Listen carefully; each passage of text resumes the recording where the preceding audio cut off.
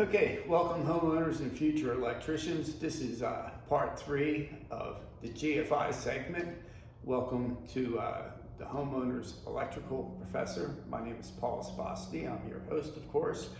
We've been talking about ground fault receptacles. Remember I showed before on a ground fault receptacle, you have your line or your feed, and then you can hook up receptacles on the load side, and they will be protected by this one ground fault.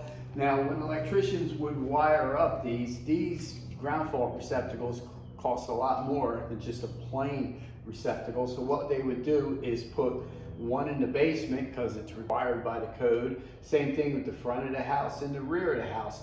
And they would come off the load side of this receptacle to feed these other two receptacles.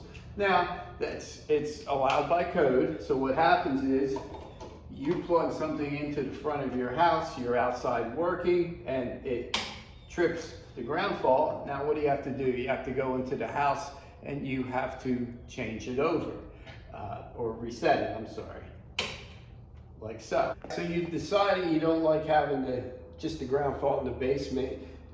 Give you little tips on identifying some different circuits. In my electrical testers videos, I showed you this nice little circuit tracer, okay? You plug this in, you go down to the circuit breakers.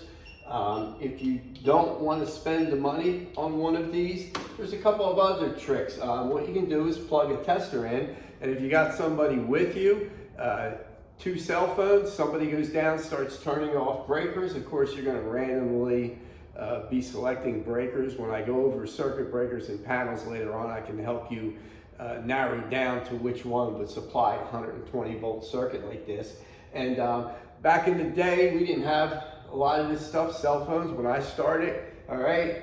I worked a lot of times alone. When you're working alone, you become creative, innovative. What I would do sometimes back then, I would get a lamp, plug in with an extension cord, go down to the basement, start tripping breakers. When this went off, I knew I had the right circuit. I also want to show you that I put these two, one of them's ground down, one of them's ground up. That's just to demonstrate there is no code that says it has to be one way or the other. It's your preference. Okay, now I identified which circuit breaker controls these receptacles.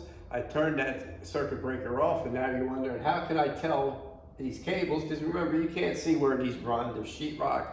They're in your basement, they're going through your walls. So now is when your non-contact voltage tester that I showed you in my electrical testers segment, we turn that on, and we don't have to actually touch the copper. We can just touch the insulation.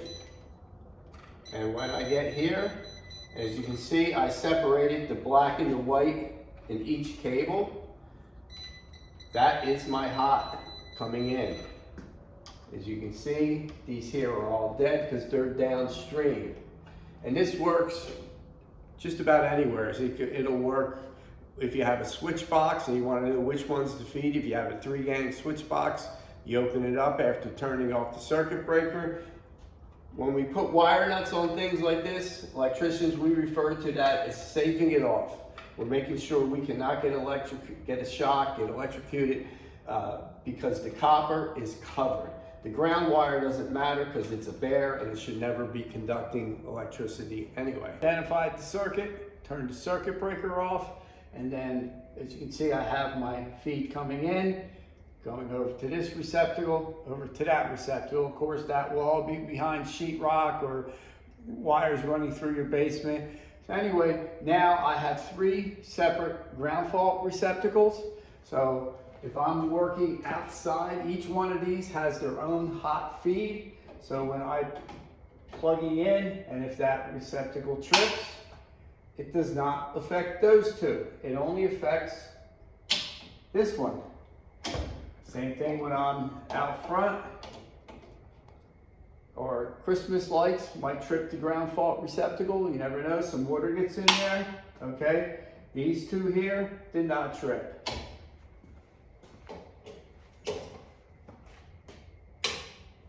That's the way all the receptacles are wired at my house. Okay, this is a condensed introductory list for homeowners to understand areas of the house where GFI protection is required. If your home was built before GFI protection was required, you are required to replace existing non-GFI receptacles with GFI protection. This is if they go bad.